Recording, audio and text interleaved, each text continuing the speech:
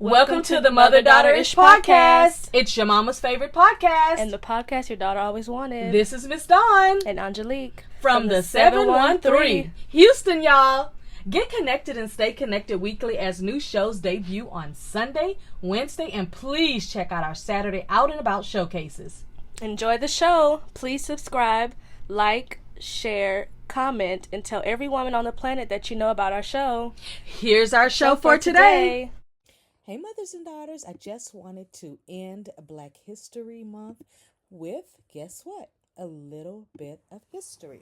So I was having a conversation yesterday with some friends and associates, and we were just talking about the age of Africa and ancestry and just having a conversation. The conversation that I was having was not favorable, of course, to the others because they did not agree with what I said. And it's really not important what I said, but I just thought that I would go and do a little bit of research because a lot of people were trying to figure out cities and states and all of these things of Africa. And I'm like, well, first of all, Africa is a continent, okay? And on the continent of Africa, there are countries, regions, and of course, sacred areas. I'm always interested in researching different sacred areas, and I have done this all around in different countries, and what I find is just so interesting, especially when it comes to culture, when it comes to religion, when it comes to spirituality, when it comes to food, when it comes to just the way that they interact or choose not to interact. So again, just for the record, and there's a lot of people who don't know this, so this is no shade to anyone. This is just a conversation that was being had.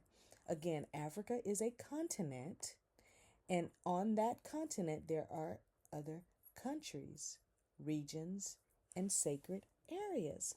The conversation that we were really having was what year and in what point of time was Africa, I don't even want to use the word discovered. I think Christopher Columbus turned me off from that whole discovery type of thing. So, listen, doesn't matter what the wording is.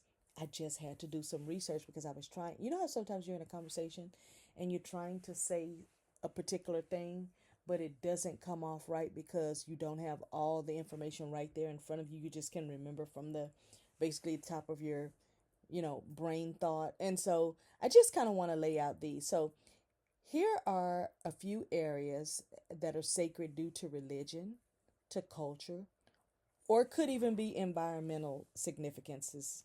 So one of them, and I'm going to tell you what those significances are. An example would be Lake Natron, which is Tanzania.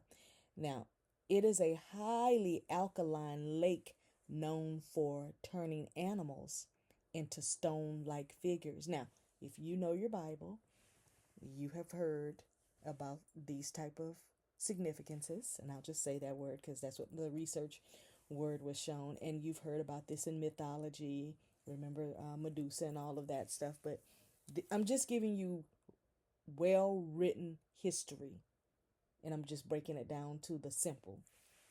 And then you have Nigeria, which is considered to be the spiritual homeland of the Yoruba people. That's Yoruba, Yoruba, or you may call it Yoruba. Just depends, doesn't matter.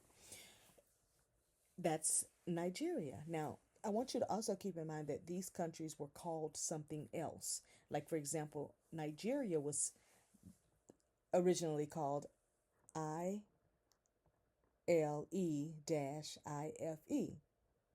I don't know how to pronounce that, so that's why I spelled it. The next one is Mali, and it was called the Dogon Lands. So Mali is highly spiritual region with sacred caves and restricted areas. I don't know why I am the way I am, but when I travel to different countryside places, I always like to visit caves. And let me tell you 3 reasons why I have no business in caves. One, I don't really want to see nothing I don't want to see. Like, for example, a bear, animal, or coyote or something that's gotten down there. Two, the last cave I went in I think September, October of 2024,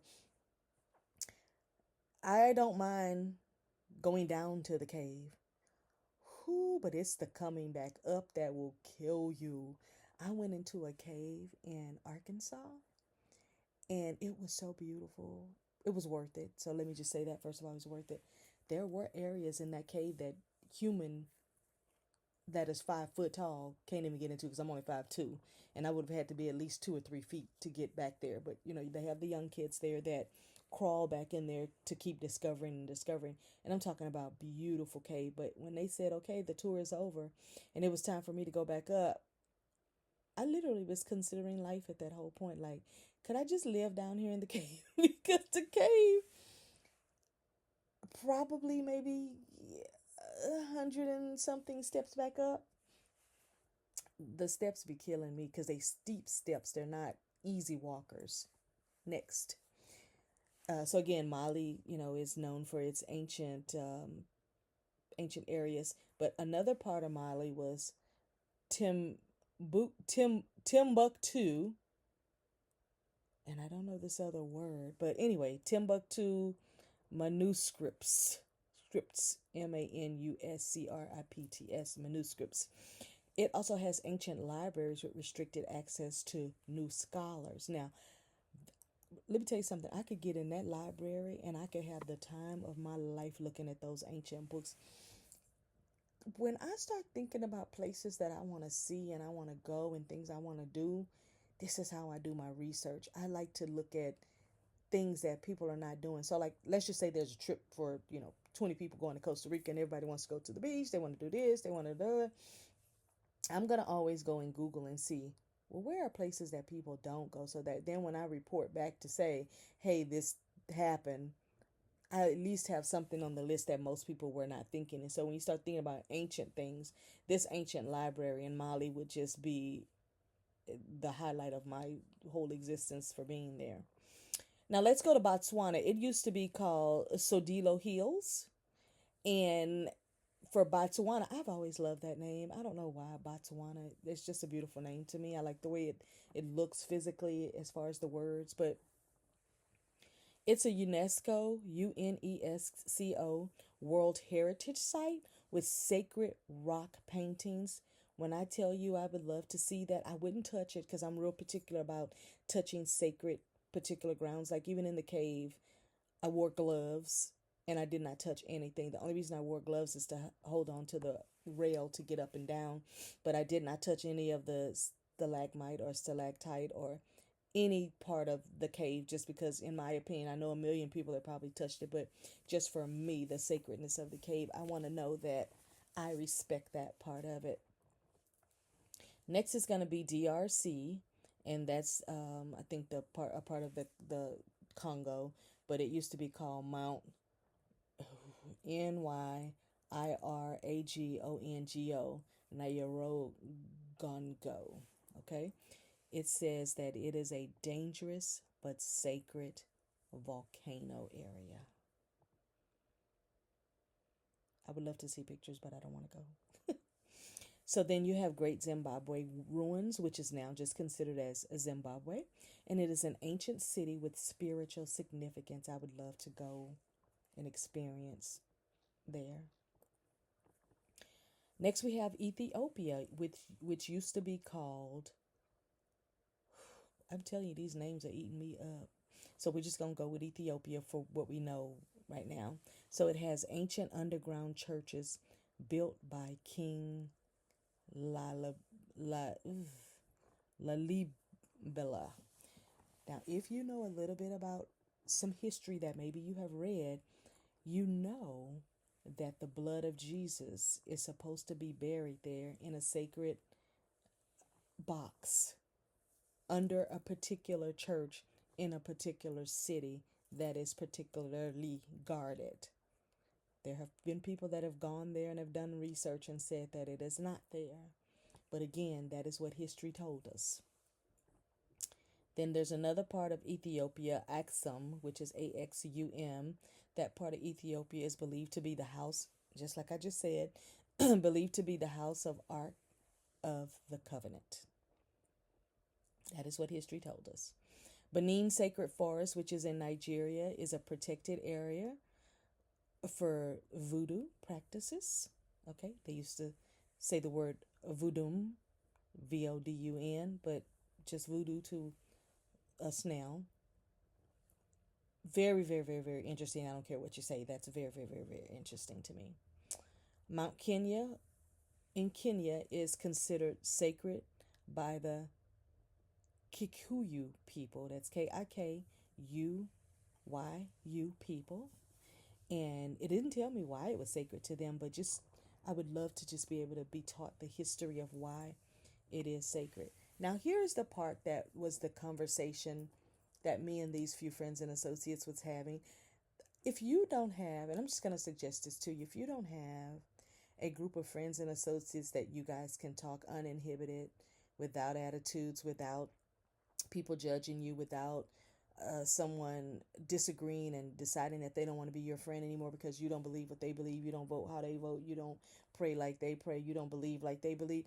You need a group of friends that you can speak with uninhibited without anybody getting upset. I have about a group of 7 of us, and I have 3 others that want to join, and I'm vetting them right now to see if they're a good fit and a good candidate to be a part of our, I call it like our little sacred group. And we get together a couple of times a month, and we just have conversations, and we all kind of, everybody sends me the different topics for the month, and then I weed through them and I pick 3 top topics. And because this was Black History Month, we kept all of our topics this month on Black History. The first part of the month, we were just looking at all of the amazing things that Black individuals in America had created and developed, design. Maybe they did not beat other people to the patent, but it was their design. Not just creating items, but also developing different liquors and all of this type of stuff. Then the second week, because we did for Black History Month, we talk every week. Then for the second week, we were talking about the most recent Black inventors. And then we talked about, in the last week, we talked about movies that have brought out these different things for us to learn about Black history. And then I just told them that I wanted to do a compilation on this last topic, because I just felt like, because no one on the phone understood, or the Zoom understood, what I was saying about the year that these names of these countries were established, or some of them are younger than our parents.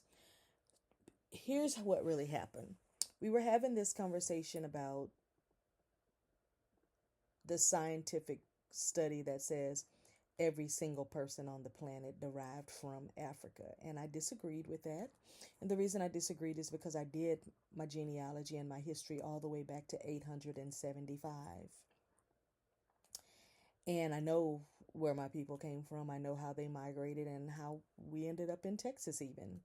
So it just was me breaking down the proof and showing them the court records that I have, the genealogy notes that I have, the Smithsonian notes that I have, just all the paperwork that I have, the birth certificates, the death certificates, all the history things that I have. Is not just my word. These are things that are documented, and I've been pulling in my family, more likely my dad's side of the family, pulling in those historical things, because we don't want to forget, now that history is being changed so much to go in a different direction. You want to have proof that you have this in your family, you have that in your family, so that if there are any claims, you have access to them. And when I say claims, I'm not talking about money or anything like that. That could be a part of it, but I just mean historically, when you start having your own children, when you start having your grandchildren, when you start having those type of things. So I just started looking up, African countries and some of the oldest established nations, and, just previous names that they had. So I'm just going to go down this list, and I have 14 of them that I just want to kind of go and reveal to you, and then I'll end the show today. But I just thought this was a great way to end Black History Month on the 28th of February 2025. Gosh, every time I say 2025, my brain almost wants to say 2026, because I'm always preparing for the next. So Egypt was established in 3100 BCE, okay? And I had to go and look up the BCE, and that basically means before our current evolution. Okay, so when I say BCE, I'm saying before our current evolution, meaning the humanoids that we are today. So ancient Kemet is now Egypt. Okay, remember, I'm going to tell you the name that we know, and then I'm going to tell you the name that was before the BCE. Okay, Ethiopia established in 980 BCE, known as Abyssinia, renamed Ethiopia. I'm going to tell you something tricky as I was doing my genealogy. The two tricky things that I found is that a lot of people in their family, they keep the names recycled. So if you had a Mary that was born in 1920, then you had another Mary that was born in the 40s. You had a Mary that was born in the 50s. You had a Mary that was born in the 60s. You had a Mary that was born in the 70s. And then it's like all of a sudden from the 80s to today, it's like nobody wanted to name their kids Mary. I'm just using Mary as an example. But you know what? I love that. My sister, she named her daughter my mother's grandmother middle name. She named her middle name my mother's grandmother's first name. She named her daughter her second name. With my daughter, my youngest, I named her middle name one of the cities in Louisiana that my mother had family in, which is Alexandria. I really would like to encourage my kids to, if they don't want to name the first name because they think it's too old fashioned, to at least put that in the middle name so that we would have someone. Like I was gonna originally name my youngest daughter Savannah because I had did some research, and on my mother's side of the family there was a Savannah, but 2 weeks before she was born I got a spirit conversation in my dream that said no, her name is supposed to be Peyton and you're supposed to spell it different. And so I changed 2 weeks before what I had already agreed I was going to name her. I changed it because that's what my spirit told me to do, and I have to follow that. But back to Africa. Sudan, and some of these dates going on down, you're going to be so shocked because I was so shocked. Sudan, which was part of Nubia, which is Kush, Kush, is now Sudan. That wasn't until 1820. When I was doing research and looking at my great grandparents and great great great great grandparents that was born in the 1800s, I was like, so there was no name for these places that have been discovered. So if Liberia, 1847, which was founded by freed African Americans. Again, it's Liberia, but it was founded in 1847 by freed African Americans. And I don't know if that's to say black people who were in America who went over to Liberia, or if they are saying I don't like the word African American, so that's why I'm questioning it and I'm confused by that, but I'm going to move on. South Africa was not discovered until 1910, and that was the Union of South Africa, which is now just South Africa. Okay.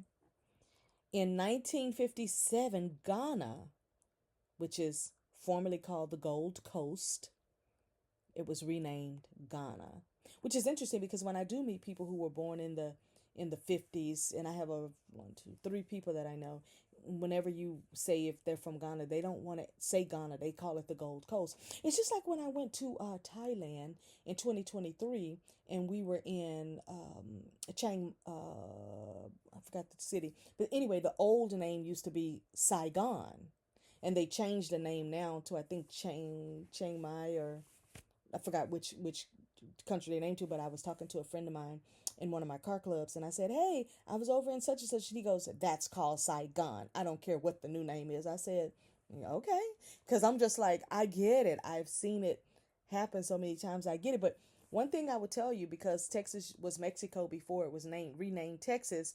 See, you get what I'm saying about all this renaming, which confuses everybody, and I see why it's being done to confuse people. But I've never heard anybody say, oh, I'm from old Mexico. I've heard people say they're from New Mexico. I've heard people say they are from Mexico. But I've never heard a Texan say, I'm from old Mexico. So I think it's that Texas pride. We just, Texas. We don't even talk that language. Guinea, Guinea, was only established in 1958. It was first called the French Guinea, but it was only established in 1958. Now, my mother was born in 48. My dad was born in the 30s. So they don't know anything about this. I guarantee you. Nigeria was only established in 1960. It was originally called British Nigeria. You can figure that out on your own. The Congo was only established in 1960. It was called Belgian Congo before that and renamed DRC, which we talked about up above with it's the Democrat Republic of Congo. Remember up above we said DRC, that's what it stands for, Dominican Republic of Congo. Now in 1964, Tanzania was discovered. They even changed the way that they spelled it and everything. It was originally called Tanganyika and Zanzibar. They merged, i.e., Tanzania. Now, if you're on Instagram and you follow any travel pages, you will see that Zanzibar is a very, very, very popular area that tourists love to go to. And I've heard it both ways. I've heard people say they've gone there and had an amazing time. I've heard people say they've gone there and it was not what they expected. I always say before you go somewhere, do your research, but in order to make an opinion, go see it for yourself. So Tanzania and so Zanzibar and Tanganyika merged and became Tanzania. You get it? Tanzania, Zanzibar, Tanzania. So yeah, they merged those two together. Now, in 1980, prior to 1980, Rhodesia, after the 80s, became Zimbabwe. I like the way that looks too, Zimbabwe. I don't know. I like it. In 1980. Listen, I was born in 1972. So a lot of this history I've had to learn for myself because in the 70s, this wasn't even a thing. Now, in 1990, Namibia was formerly called Southwest Africa. It was renamed in 1990 Namibia. Now, I was still in high school in 1990 because I didn't graduate till 92. So I was still in high school in 1990 or, a part of Ethiopia, which is now since 1993, I was getting married in 1993, was Eritrea, which is now a part of Ethiopia from 1993. And when they say a part of it, I think they just divided it up, kind of like, okay, we have Houston, then we have Dallas, then we have Austin, then we have San Antonio, we have Waco. So I think when you look at Europe, you have to also look at it as all the areas around it that we would know as well. Now, this one here really, really shocked me because of the date on here. In 2011, there was a split from Sudan. There was a split in Sudan, which then they had to separate South Sudan. So you know how in your city you have North Houston. In my city, I have North Houston, South Houston, West Houston, East Houston. South Sudan was split from just being Sudan. And that was in 2011. So if you think about the age of your great grandparents and you start looking at these 1820 down to 2011 dates, there's over 13 areas in Africa on the continent that just were not even established until the 1820s to 2011, which means that they are so new that when you start saying that every single person came from a particular area, in my opinion, I can't buy it. My brain says, okay, this don't make all the way sense. So because we have one little question mark, we can't go with it. So I just wanted to share that with you. Again, I'm going to go through the list really quickly on when these African countries were established. And I'm just going to pick a few of them. Sudan, 1820. South Africa, 1910. Ghana, 1957. Nigeria, 1960. The Congo, 1960. Nigeria, 1960. The Congo, 1960. So there was a lot going on in 1960. Zimbabwe, 1980. And then South Sudan, 2011. I just wanted to bring that little bit of history for Black history, and I figured if I'm going to talk about Black history, then great. Speaking about the continent of Africa is perfect. I want you to also think about, for the ones that I listed at the beginning, the 11 that had the different sacred and different areas, which one do you think you'd be interested in? Was it Tanzania, Nigeria, Mali? Was it Botswana? Was it DRC? That was the Congo. Zimbabwe or Ethiopia or Nigeria or Kenya? I think for me, I'm so interested in learning about that library history. And then I would also like to go to maybe Mali. So those are some areas that I would just kind of be excited, because Mali has the libraries and Mali has the highly spiritual area and the caves. If it says that it's a restricted area, then that tells me it's restricted for a reason, and that it should stay restricted just to honor those culture of people there, which is why I get so upset when I see researchers and scientists that go to places that they tell you don't go here. And I have literally seen researchers and scientists end up dying because they went to areas that those citizens asked them not to come, because that's where they inhabit and do whatever they're doing. And a lot of them have not seen what Western has to offer, and I don't blame them for not wanting to know. There's a lot of us that live in different places that we wish we didn't know. So that's my show for today, and that ends our Black History Month for 2025. Of course, every year I bring something that has to do with Black history, because that pertains to me and my family. So I hope that you bring out the different cultural things in your families from where you're from, learning more of your history. If you've not done your genealogy, please do it as soon as you can, before things are being erased and deleted and changed and names are flipped and all these things. If you look at it, so many things are being changed. And here's how you know I'm telling you the truth. Just not even 30 days ago, the Gulf of Mexico changed to the Gulf of America. In 50 years, when that's already been taught for 50 years, there will be children in school that never knew that it was Gulf of Mexico, because the teaching will be forward teaching. It will not be so much history. It'll be, this is what it is now and here's why. So if you've not done your genealogy on your family, I would suggest that you absolutely do it. And just to wrap up, a happy Black History Month. And today is the last day of it. And I'm excited that I think there was a lot of progress that was made on different levels. And then there was some progress that wasn't made. So I guess we'll try again next year. That's my show for today. Bye.